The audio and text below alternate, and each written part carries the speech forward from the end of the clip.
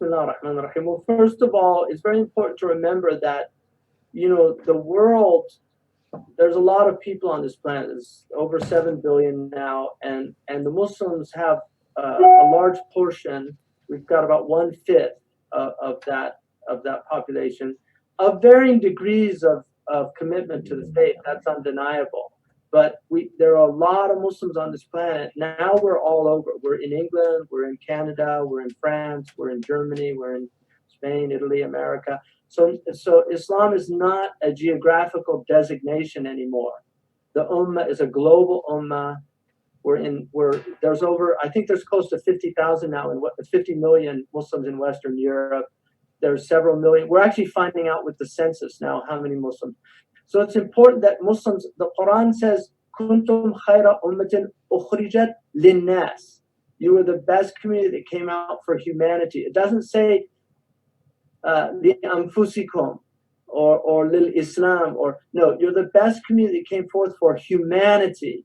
And so it's very important that we remember that this community is a community that serves not just ourselves, but humanity, that we're concerned about humanity. And this has been the hallmark of our faith. When the Irish, the great potato famine in the 1840s in Ireland, it was the Caliph, Abdul Majid, in Turkey, who sent shiploads of aid to Ireland to relieve the Irish people of their suffering. He didn't do that as propaganda because it was actually not to their benefit, because the British did not want that, and they had much stronger interest in having good alliance with England than with Ireland. But they snuck that aid into Ireland to help the Irish people, and there are still places in Ireland where they remember that. So and also one of the great famines in France in the late 18th century. The Algerians had bumper crops that year, and they sent aid from Algeria to France. So there are times when Muslims were aiding the non-Muslims. Now, unfortunately, it's the opposite very often because of our conditions. But Muslims historically were people that really looked beyond themselves. They were not provincial in that way. They saw themselves as caretakers and stewards of humanity. Something in Christian theology they call it oikonomia. The stewardship. It's the khilafah. Being good stewards of the earth and of humanity. So it's very important that Muslims just remember that.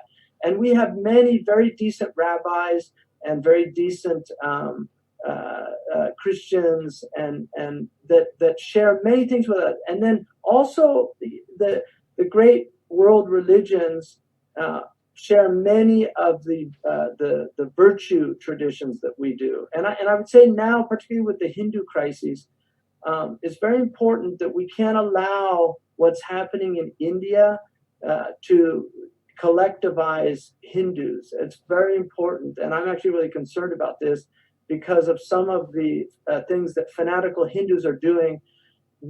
Just like we do not want to be demonized by what some of our extremists do to other people, and so we all get collectively associated with those extremists. We cannot do that to the Hindu peoples because many of the Hindus, especially those who understand their religion, are troubled by the riots and by these attacks on Muslims and on their sacred places.